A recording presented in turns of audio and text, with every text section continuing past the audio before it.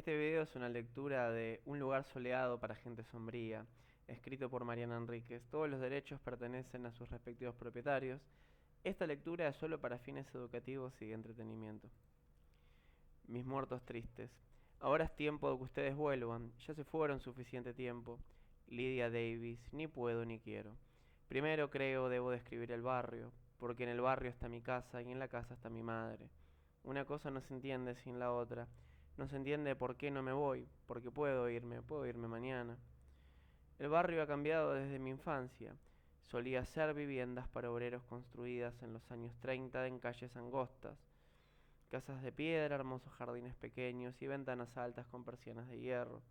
Se puede decir que los propios vecinos las fueron arruinando, con sus innovaciones, los aires acondicionados, los techos de teja, algún piso más arriba construido con materiales diferentes, revestimientos y pinturas exteriores de colores ridículos, o la eliminación de las puertas de madera originales, reemplazadas por otras más baratas, pero además del mal gusto, el barrio se tornó isla. De un lado nos limita la avenida, es como un río feo, se cruza, no hay mucho en sus orillas. Pero al sur tenemos los monoblocks que se fueron volviendo más y más peligrosos, con los chicos que venden Paco en las escaleras y a veces se tirotean, si hubo alguna escaramuza o si simplemente están de mal humor porque perdieron un partido de fútbol. Al norte había un parque donde iban a construir no sé qué centro deportivo que nunca se llevó a cabo. Y ahora el predio está ocupado por casas pobrísimas, las mejores de ladrillo hueco y las más precarias de chapa y cartón. Los monoblocks y esta villa se comunican. Entiendo lo que pasa, cuando la miseria acecha de la forma en la que acecha en mi país y en mi ciudad, si hay que recurrir a lo ilegal para sobrevivir, se recurre. Se gana más dinero que en un trabajo legal, además, no hay tanto trabajo legal para nadie. Y si vivir mejor implica un riesgo, bueno, hay mucha gente dispuesta a tomarlo. La mayoría de mis vecinos, los de esta isla de casitas construidas cuando el mundo era otro, no creen lo mismo. Quiero aclarar, yo también tengo miedo. Yo tampoco quiero que me atrape una bala perdida a mí o a mi hija cuando viene de visita. Poco. Ni que me roben sistemáticamente en la parada del colectivo o cada vez que el auto se ve detenido por la luz roja en la esquina de los monoblocks. Yo también vuelvo llorando cuando un adolescente enarbola un cuchillo y me arrebata el teléfono. Pero no quiero matarlos a todos, no creo que sean lacras y negros y extranjeros y descartables e irrecuperables. Mi ex marido, que vive en la Patagonia y trabaja en una empresa petrolera, me dice que los vecinos están asustados. Yo les digo que el fascismo en general empieza con miedo y se transforma en odio. Él me dice que venda la casa y que me mude al sur, cerca de él. Estamos separados, pero somos amigos, siempre fuimos amigos. Su nueva mujer es adorable, yo suelo poner por excusa a Carolina, nuestra hija. Pero es solo una excusa, Carolina vive lejos de mí y de esta casa, y trabaja como productora de moda en una revista de páginas satinadas, no me necesita. Yo me quedo porque mi madre vive aquí y una muerta puede vivir, está presente entonces. Desde que la descubrí entiendo mejor la palabra, la presentí antes de verla. Mi madre fue una mujer feliz hasta que se enfermó de cáncer y vino a mi casa a morir. La agonía fue larga, dolorosa e indigna. No siempre es así.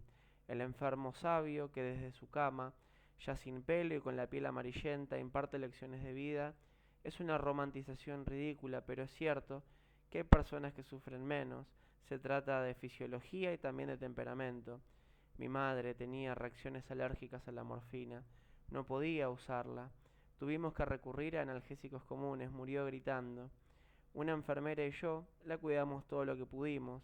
No pudimos mucho. Soy médica, pero hace rato no trabajo con pacientes y prefiero ser administrativa en una empresa de medicina privada.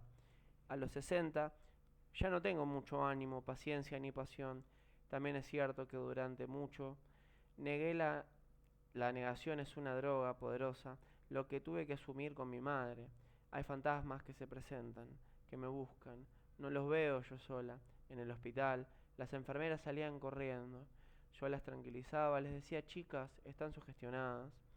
La escuché gritar una mañana a mi madre, no una madrugada, no durante la noche, a esa hora llena de luz, tan extraña para un fantasma. Las casas del barrio, aunque bonitas, están muy cerca, a la manera de las semi-detached británicas, fueron construidas por empresarios ingleses del ferrocarril para sus trabajadores. Mi vecina Mari, que nunca sale de su casa porque tiene terror a que le roben y la maten, y quién sabe qué otras fantasías fóbicas, se asomó desde su ventana que daba un pequeño jardín delantero, con los ojos desorbitados justo cuando yo salía para verificar que no hubiese nadie en la calle. Un acto reflejo tonto empujado por mi propio pánico.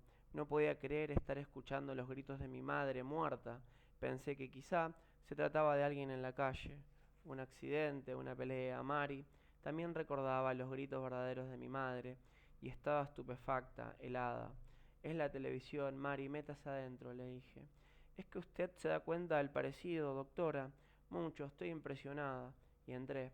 Como no sabía qué hacer, me puse a buscar la fuente de los gritos por la casa y a pedir, como si rezara, que bajase el volumen.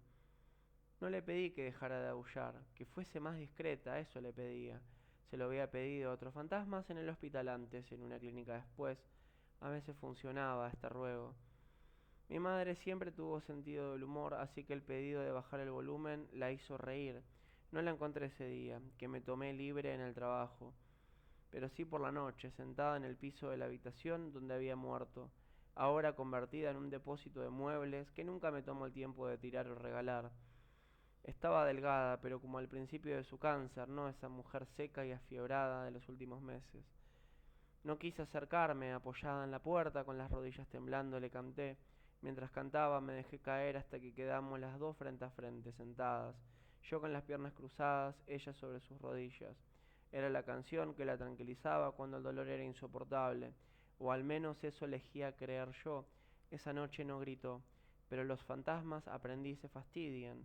No sé qué piensan, si es que piensan, porque más bien repiten, y las repeticiones parecen actos reflejos sin pensamiento, pero sí que hablan y sí que opinan, y sé que tienen arranques de mal humor. Mi madre anda por la casa, a veces siente mi presencia, a veces no, y de vez en cuando parece que le vuelve la furia, la de su cuerpo degradado, la del ano contra natura y la humillación. Ella había sido elegante, recuerdo que lloraba. El olor, era peor que el sufrimiento físico a veces, entonces grita. A veces son gritos de pura rabia. Yo tengo varias formas de tranquilizarla que no tiene sentido enumerar aquí. Lo interesante es lo que empezó a pasar en el barrio. Entonces me di cuenta de que ni yo estaba loca, lo pensé, cualquiera que vea a su madre muerta subiendo una escalera lo piensa, ni ella era una fantasma única. Mis vecinos hacen reuniones de seguridad, no consiguen mucho. En el barrio hubo algunas invasiones a casas, robos violentos, le pegaron a una anciana. Es horrible lo que pasa, pero ellos son todavía más horribles. En las reuniones gritan que pagan sus impuestos. Es parcialmente cierto, la mitad evade lo que puede, como todo argentino de clase media, que se compraron armas y hacen cursos para usarlas. Describen las maneras en que piensan que la policía debe actuar. Siempre proponen el asesinato, el insulto, el ejemplo medieval o el ojo por ojo o cosas por el estilo. Hay un hombre mayor, un poco más que yo, a quien no conozco, que dice que es necesario exhibir las cabezas de estos negros en picas, como en la época de la colonia. Nadie lo censura, ni siquiera pone los ojos en blanco. Todas las reuniones terminan con el recuerdo de los buenos abuelos de los vecinos. Esos inmigrantes europeos que vinieron con una mano atrás y otra adelante, que llegaron para trabajar honestamente y que eran pobres pero dignos, otro mito. Los inmigrantes de aquella época eran en muchos casos pobres y ladronzuelos, otros eran anarquistas perseguidos por la policía, en gran parte se convirtieron en comerciantes deshonestos que preferían ganar dinero antes que plantearse cualquier tipo de responsabilidad ética. Pero ya no discuto, si alguna vez discutí. Estoy resignada a ese sentido común que comparten. El sentido común es una mentira, pero discutir una mentira creíble es una empresa de titanes. Voy a las reuniones porque quiero enterarme de lo que planean. No quiero que un día cierren la calle y no saberlo de antemano. Ya me pasó con una alarma que disparé sin querer cuando me apoyé en una puerta para chequear los mensajes en mi teléfono. También colocaron una cámara en mi casa sin mi permiso. Pero debo reconocer que el artefacto me viene bien. Al menos puedo ver si alguien intenta romper la cerradura. De hecho, ya lo intentaron un par de veces. Ahora la cámara se rompió y no encuentro el tiempo de arreglarla. Me parece escuchar la voz de mi hija. Mamá, por terca te van a matar y te voy a encontrar muerta yo. Y espero que tengas plata ahorrada para mi terapia porque de la mía no gasto. La reunión de emergencia convocada a mediados de julio resultó ser un zafarrancho infernal. Lo que había pasado era horrible y teníamos a las cámaras de televisión, de canales de aire, de cable y de cualquier medio por todo el barrio. Tres chicas adolescentes volvían de una fiesta de madrugada. Para llegar a los monoblocks debían cruzar el barrio. Alguien les disparó desde un auto. Ni tuvieron tiempo de correr, murieron en la calle. Como eran muy chiquitas, las tres de 15 años iban de la mano y amontonadas para poder ver los mensajes en la pantalla del teléfono. Así parecen en la foto, amontonadas pero caídas, una sobre la otra, con sus remeras cortas que dejan ver sus estómagos planos, las calzas ensangrentadas y las zapatillas nuevas. Una tenía la cara destrozada de disparos y miraba la copa de un árbol con lo que le quedaba de ojos. Las otras, debajo, se desangraron en el lugar. Cuando fue llamada a la reunión de vecinos, aún no había detalles sobre los asesinos, pero por las características lo ocurrido parecía obvio. Las chicas debían ser hijas o parientas o algo de un delincuente más o menos importante, un pirata del asfalto, un mininarco, un regenteador de mujeres. Esa persona le debía dinero a alguien o había ofendido a alguien, era una venganza. Los días confirmaron la teoría de los vecinos. En la esquina donde mataron a las chicas se puso un cordón policial amarillo, pero alrededor empezaron a aparecer ramos de flores, corazoncitos de cartón y osos de peluches. Un altar callejero con ofrendas más adecuadas para niñas que para adolescentes. Las vi un atardecer cuando volvía del trabajo. El taxi me deja en esa misma esquina, la del cordón policial y los regalos que las recuerdan. Lu, te queremos siempre. Justicia para Natalia. Mi angelito, te fuiste demasiado pronto. Venían sacándose fotos, las tres cabezas apretadas para entrar en foco, las lenguas con piercing afuera. ¿Por qué les gusta a las chicas sacar la lengua? Una segunda tanda de fotos con los labios haciendo trompita, esa sensualidad demasiado temprana que se ve falsa y que se veía especialmente morbosa en sus fotos verdaderas, usadas por los informes periodísticos, fotos robadas de Instagram o de TikTok. Según me explicó mi hija, yo no entendía esas imágenes con nariz de perro u orejitas de conejo, y entonces me enteré de que eran filtros. Las chicas fantasma venían riéndose. A esa hora, ya casi de noche, mi barrio está desierto. La noche es oscura y llena de terrores, dice una sacerdotisa en la serie épica que mira a mi hija, con verdadera locura fanática, y con la que no me puedo enganchar porque tiene demasiados personajes.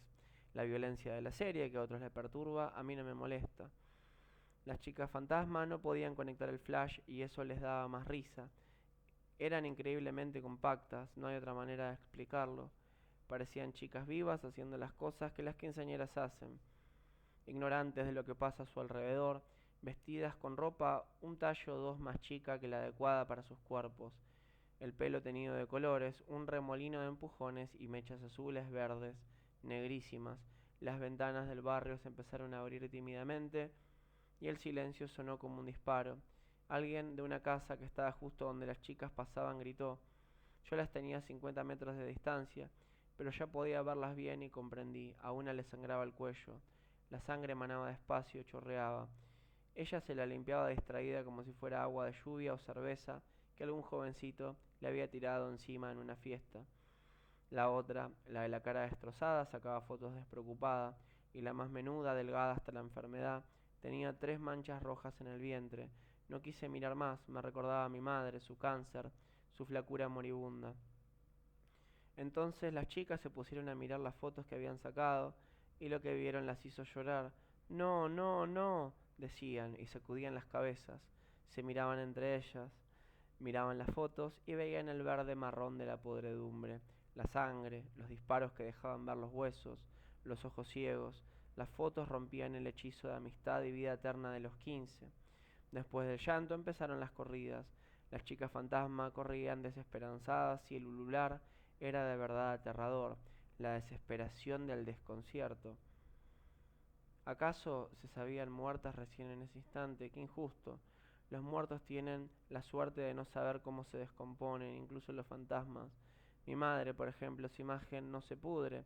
Hay distintos tipos de fantasmas. Me pregunto si esa imagen se emana de ellos mismos o de quienes los vemos, si son o no una construcción colectiva. Los vecinos empezaron a gritar también, era la locura. 200 metros de locura, escuché que alguien se desmayaba y algún otro clamaba por una ambulancia, pero ¿quién iba a llamarla con las chicas ahí, podridas, bajo la hermosa luz dorada del atardecer? Una de ellas, la de la sangre que le corría desde el cuello, los disparos le habían abierto la arteria, me recordó a Carolina. No sé por qué. No por la ropa, esa chica vestía las remeras y calzas baratas que se consiguen en el barrio, quizá incluso en el supermercado, pero algo en cómo llevaba esa ropa ordinaria que tenía puesta me recordaba la elegancia insólita de mi hija. Digo insólita porque yo no tengo la gracia de comprender qué color va con cuál, ni qué pantalón logra que mis piernas parezcan más largas. Sí, su calza era barata, de lycra negra, pero usaba una camisa blanca muy bonita que le caía sobre las nalgas, y con unas zapatillas grandotas, posiblemente de varón. El conjunto tenía un estilo, un urban chic, diría mi hija, muy particular. Las zapatillas eran de un azul Francia descarado, y alrededor del cuello, ensangrentado, colgaba una cadenita con un pendiente de estilo victoriano que rompía lo callejero con un toque irónico. Al describirla copio, creo, el estilo de mi hija, que a sus producciones de moda siempre les agrega una breve nota explicativa. Quizá porque me hacía acordar a Carolina, me les acerqué. Claro que tenía miedo, el corazón me saltaba en la boca del estómago como si se hubiese corrido del lugar. Ya no tengo edad para estos sobresaltos, ya estoy en riesgo de que una arritmia se vuelva incontrolable, incluso una angina de pecho. Además, los vecinos miraban, pero no podía dejarlas así. Sabía que era capaz de calmarlas, lo sabía, estas cosas se saben. En el hospital, cuando tranquilicé a mis primeros fantasmas, hace ya más de 10 años, también lo sabía. Pero en el hospital no se tranquilizaban mucho, eran demasiados y se potenciaban. El contagio y la histeria también funcionan entre los espíritus. Es bien curioso, por supuesto. Nadie jamás va a estudiar esto porque nadie lo creería. A mí misma me da vergüenza, pienso en el tema y recuerdo los programas del cable, vergonzosos en su falsedad, en su armado, sobre mediums de Hollywood y cazadores de fantasmas, por ejemplo. Programas de televisión de la crisis de ideas y de la crisis económica, hechos con malos actores y peores guiones, todos idénticos, todos ignorantes, ni siquiera entretenidos. Yo no soy eso, me digo, pero también soy eso de alguna manera. Llamé a las chicas por su nombre, lo que bastó para que me miraran, no para que dejaran de gritar. Para eso hizo falta conversar con ellas. Pedirle que borraran las fotos, les costaba obedecer, a todos les cuesta. Y después invitarlas a seguir adelante, hacerlas reír un poco, hablarles de la ropa, preguntarles de qué fiesta venían, nunca hablar del crimen. Gritaron un poco más cuando vieron el recordatorio y la cinta policial, pero enseguida los gritos se desvanecieron en llanto y abrazos, lágrimas de autocompasión, hasta que ellas también se desvanecieron o mejor se diluyeron. Sus imágenes se volatilizaron como si hubieran estado pintadas con acuarela o como se evapora el alcohol. Tuve que sentarme en el cordón un segundo. Pronto vino el vecino Julio, muy amable.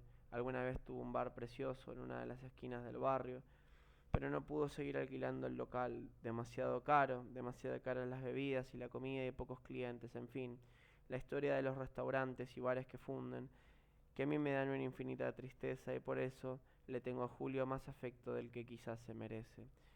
¿Qué hizo, doctora? Es Emma, Julio. Decime Emma, por favor. ¿Qué hizo, Emma? La pregunta se repitió semanas. Hubo reuniones semisecretas entre los que habían visto lo sucedido. Después, las reuniones se ampliaron hasta abarcar a los que no estaban presentes, por supuesto. Hubo muchísima desconfianza e incredulidad. Yo estaba agotada, les conté sobre mi madre. Mi vecina Mari dio fe de la veracidad de la historia, pero me recriminó que aquella vez le mentí diciéndole que los gritos eran de la televisión. Mari, ¿qué quería que le dijera? Yo también tenía miedo, pensaba que estaba loca. Eso no era cierto del todo. Una sabe cuando se vuelve loca y no ocurre de un día para otro, ni siquiera como consecuencia de un trauma. Todo en el cuerpo es un proceso, la muerte también. Los vecinos me empezaron a buscar en secreto, avergonzados. La epidemia de fantasmas, porque eso coincidía con el peor momento del barrio quien ordenó el crimen de las tres adolescentes, ahora comandaba los negocios en los monoblocks y como aterrorizaba a la gente, los robos habían escalado hasta el secuestro. Un tipo de secuestro particular, lo llamaban express. La víctima era atrapada con un auto y llevada de recorrida por cajeros de banco hasta reunir una cantidad que los ladrones consideraran aceptable. A veces los express terminaban con violencia, muchos golpes, violaciones, incluso algún disparo, todo por un malentendido increíble. Los ladrones, en la mayor parte de los casos muy jóvenes, no estaban bancarizados, no tenían trabajo, por lo tanto, no tenían cuenta en el banco, así ignoraban el mecanismo de retiro de dinero en los cajeros automáticos de la Argentina. Por una cuestión de seguridad, el monto permitido para la extracción es muy bajo, unos 25.000 pesos por día, el doble si el dueño de la tarjeta es socio del banco donde saca dinero o si tiene más de una cuenta.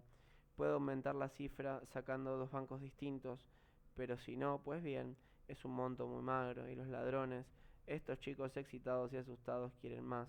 Y como no entienden lo que es extraer dinero porque nunca lo hicieron, creen que se les miente, que se los desprecia, se los quiere engañar. ¿Te crees que soy un boludo vos?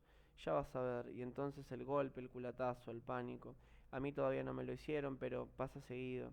Y también le pasa a gente que vive en los monoblocks. Y lo aclaro porque no quiero ser injusta. De ninguna manera son todos delincuentes en los monoblocks. Hay mucha gente que tiene un departamento ahí, de la misma manera que yo tengo una casa acá. Y nadie puede o quiere mudarse y eso es todo. El primer vecino llegó justamente cuando yo charlaba con mamá. A veces converso con ella, hasta ahí. Después de todo, y aunque no habla, sí me mira y a veces asiente. No está furiosa, se ríe. Es una lástima que no hable porque podríamos pasarla mejor. A mis amigas no las invito a casa por si aparece mamá. Y mi hija viene cada vez menos, pero no es su culpa, tiene mucho trabajo. En este país es mejor que aproveche. Nunca se sabe cuánto puede durar un empleo, si uno está al borde de ser echado o no. La orden de despedir personal puede ser repentina y conseguir otro puesto resulta una espera de años. Mejor mitigar esa espera con un buen ahorro. Hablemos por teléfono, chateamos. Ella sabe lo de su abuela, se lo diría. Pero ¿para qué? Por ahora no hace falta. El primer vecino fue Paulo. Tiene dos hijas chicas, van a la primaria. La mujer sufre de los nervios, es decir, tiene ataques de pánico. Paulo tiene un hermano de Estados Unidos y en las reuniones se la pasa hablando de qué bien viven allá, qué país seguro es. Yo no lo corrijo. Ya dije que no me gusta pelear. Paulo dio muchas vueltas antes de contarme su problema. Hasta me pidió si podía fumar y se sorprendió cuando le di permiso. Para aflojar la tensión le dije, usted sabe que la mayoría de los médicos fuman, demasiado estrés. El problema de Paulo, entonces, hacía unos 3 meses, un ladrón había intentado ingresar a su casa por el techo. Sabía que era un ladrón porque venía con una pequeña pistola, una 22. Lo vieron, Paulo encerró a su mujer y a las nenas, buscó martillo. Él no era de los que habían comprado armas y se preparó para llamar a la policía, pero entonces vio por la ventana del primer piso donde estaba cómo el ladrón resbalaba y caía al patio desde el techo. Entonces recordé lo sucedido. Había sido tema de conversación en una de las reuniones de los vecinos. Se había pedido más presencia policial a la comisaría 9, la que nos corresponde. El ladrón murió por el golpe. No le pregunté a Paulo si lo dejó morir, pero creo que así fue. Estoy segura de que el hombre cayó del techo y quizá se habría salvado si la ambulancia hubiera llegado a tiempo. Puedo ver a Paulo mirándolo morir desde la ventana, con su martillo en la mano, sintiéndose un dios barrial con el poder de decidir sobre la muerte de otro. Yo hubiese hecho lo mismo por salvar a mi familia, puede ser. No es fácil pensar con ética cuando lo que amamos no está en peligro. Me gusta imaginar que no lo hubiera hecho, sin embargo, soy una persona bipensante, bien pensante. Prefiero la ingenuidad y el paternalismo antes que el odio. Como sea, el ladrón volvía, lo escuchaban caminar por el techo. La mujer lo había oído primero y él, Paulo, no le había creído. Después de todo sufría de los nervios la pobre, hasta que escuchó él mismo los pasos y entonces lo vio caer una vez más hacia el patio, sin ruido. Eso hace su fantasma ladrón, camina y cae, camina y cae. Desde el suelo, me dijo Paulo, se nos caga de risa. Acepté ir una noche. La mujer que sufre de los nervios aprovechó para mostrarme la medicación que le recetan. Grosso modo, me pareció demasiada cantidad, pero sé que los médicos de ahora prefieren prescribir de más a hacer un tratamiento integral. Me ofrecieron cenar con ellos, salchichas con puré por las nenas, explicó la madre. No comen otra cosa. Pero yo ya había comido en casa, esperé, los pasos llegaron cuando las criaturas estaban en la cama, afortunadamente. Decidí que mi trabajo empezaría cuando el fantasma hubiese caído. una vez finalizada su ronda nocturna. Unos minutos con él lo disuadieron. No importa qué le dije, qué hice. Llega un momento en que resulta muy mecánico.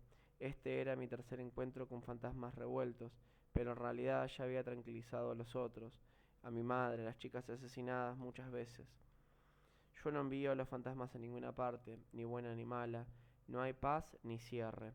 No hay reconciliación, no hay pasaje. Todo eso es ficción. Solo los tranquilizo y evito que reincidan con una frecuencia inaguantable para los vivos por un tiempo. Pero vuelven, como si se olvidaran y hay que volver a empezar. ¿Por qué será?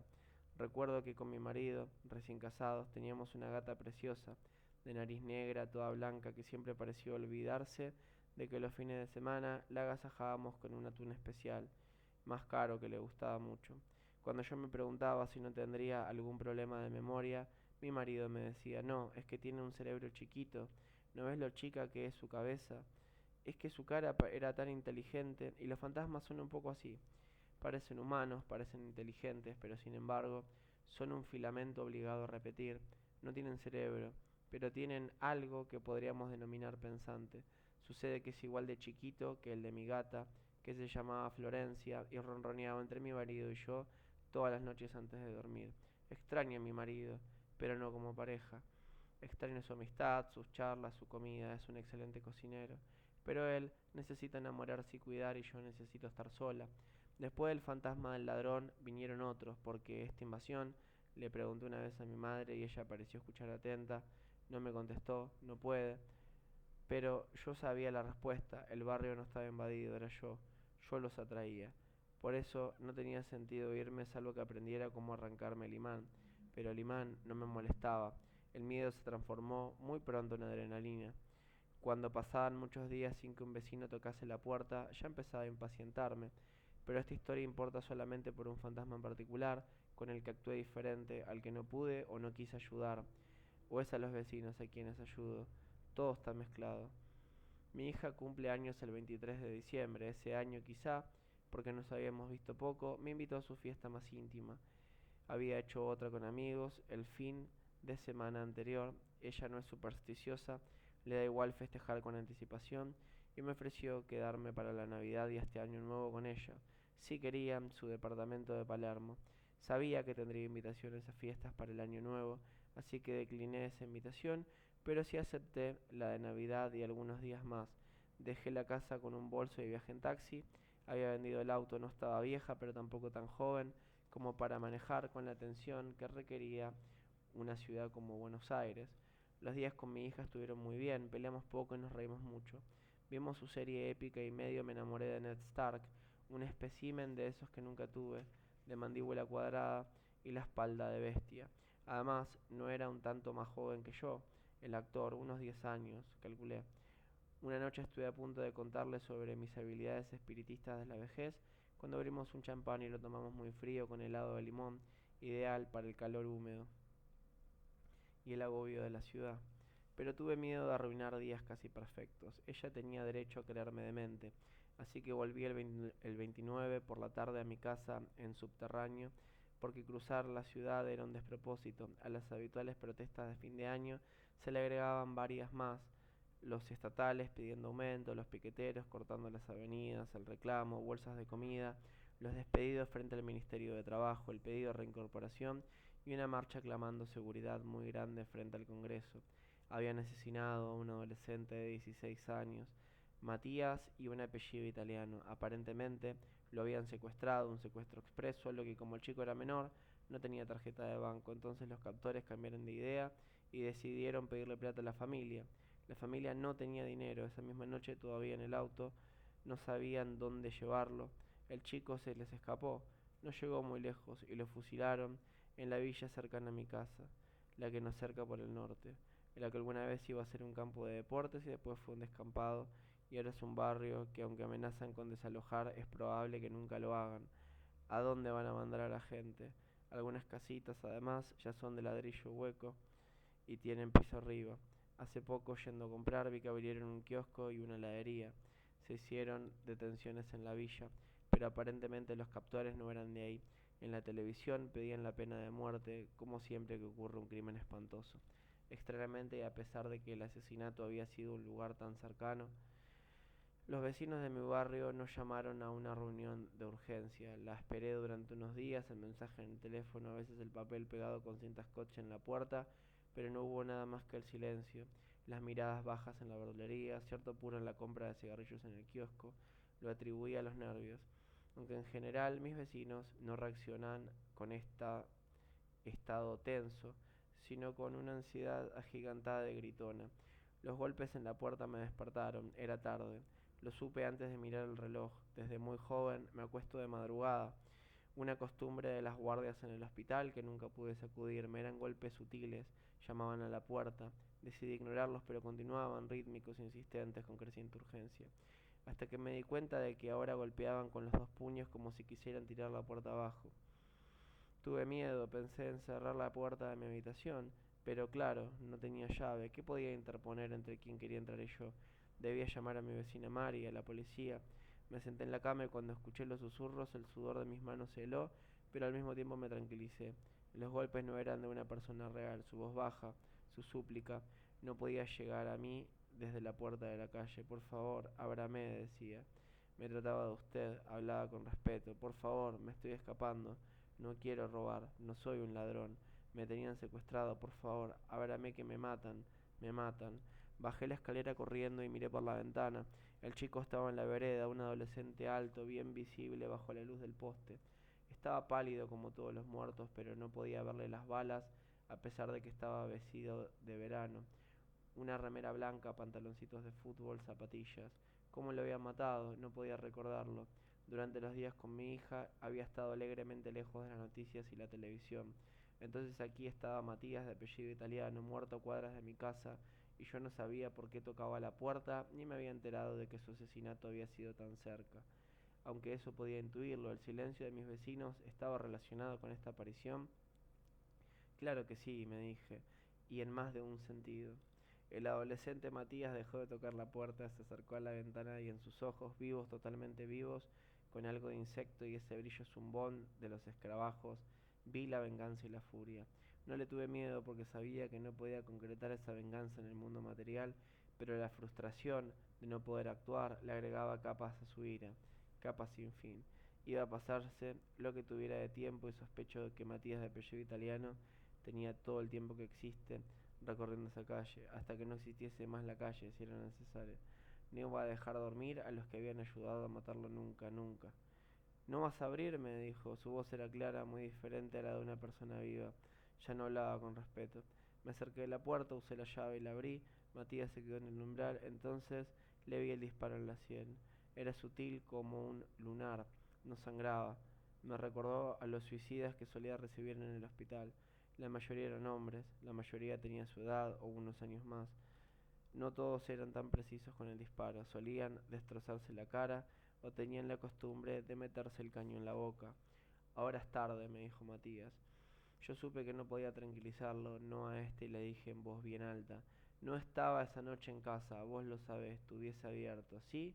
No te creo, dijo. Una conversación, no solo contestar preguntas. Matías, de apellido italiano, podía tener conversaciones. ¿En qué se diferenciaba de los demás? Me quedé en el umbral con la puerta abierta y la luz encendida y lo observé. Continuaba. Corría de una casa a otra y golpeaba cada puerta. Primero despacio, después con los puños, al final a patadas. Primero pedía que la abrieran con un ruego y gentileza, pero terminaba insultando, aterrorizando, pero también asombrando en su enojo, en su desesperación. Mis vecinos encendían las luces, pero nadie abría. Escuché a algunos gemir. Matías, de apellido italiano, siguió golpeando hasta que salió el sol. Recién entonces volví a entrar. Él no se saltó ninguna casa. Tuvieron todas su merecido. Busqué su apellido italiano en internet. Cremonesi, Matías Cremonesi, 16 años, estaba en la secundaria, jugaba al básquet, claro, con esa estatura, y lo habían fusilado en una pequeña cancha de fútbol de la villa. Uno de los asesinos había sido atrapado, como es lógico, declaró que el arma la llevaba otro, ese otro que había disparado, y que solo lo habían hecho porque el chico al escapar les vio las caras y se conocían. Este asesino confesó que era del barrio de los monoblocks, Matías también. ¿Por qué secuestraron vecino? El secuestrador, un adolescente de 19, dijo que no era la intención, que solamente querían que sacara plata de un cajero, pero dijo que no tenía tarjeta, nos mintió y ahí nos calentamos. Estábamos un poco sacados. Era verdad que no tenía tarjeta. A su edad nadie tenía cuenta en el banco y los padres no debían tener dinero ni tiempo para hacerle una extensión. Se manejaba con efectivo como todos los pibes, como sus asesinos. Los otros amateurs no lo sabían. Recibí la visita de mi vecino Julio, el del restaurante fallido. Ese mediodía los vecinos habían mandado a Julio porque sabían que me caía bien. Julio no dio rodeos como Pablo, el que había visto morir al ladrón. Fue concreto, no sentía culpa. Si todos habían escuchado al chico esa noche, sí, todos pensaron que era un truco, una mentira de un ladrón inteligente que se quería hacer pasar por víctima para entrar en una casa. Sí, cuando espiaron por la ventana y vieron a un adolescente confirmaron la sospecha. ¿O acaso los ladrones no eran todos chicos? No me vengas con que son víctimas también, me dijo. Pensás así. Todos víctimas de esta sociedad. Dejate de joder, Emma. Yo no había abierto la boca. A vos porque nunca te robaron, no son víctimas de nada. Seguí sin abrir la boca, entendí que intentaba manejar su culpa. ¿Cuánto tiempo tocó las puertas? Quise saber. ¿Cuánto tiempo pidió entrar? Bajo el odio de su mirada de fantasma, Matías tenía el miedo impregnado. La adrenalina de su última noche cuando además de morir, supo que estaba solo, que nadie iba a ayudarlo, ni siquiera marcando un número de teléfono, que estaba rodeado de verdugos sin capucha, escondidos tras máscaras de clase media y de buena vecindad. Julio no quiso contestar, dijo que no sabía. Bastante tiempo, importa, importa, le dije, porque el chico está furioso. ¿Y qué voy a decirle para que nos deje en paz? Que nos equivocamos, no le basta. Tenés que intentarlo. No, contesté, no sé cómo. No querés. Pensás que sos mejor que nosotros. Vos tampoco lo hubieses abierto. Eso me dijo Matías anoche. No lo llames por el nombre. ¿Por qué no? Tiene nombre. ¿Y cómo vamos a dormir? ¿Y los chicos?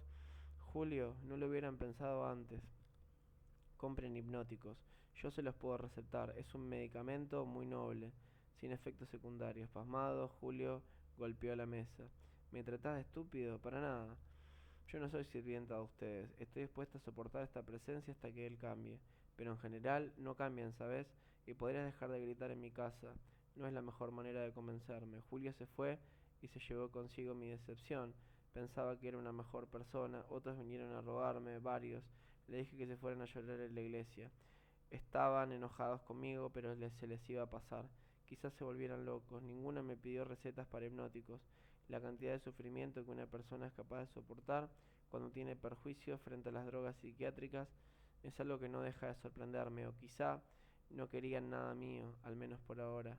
Matías volvió todas las noches a cumplir su rutina.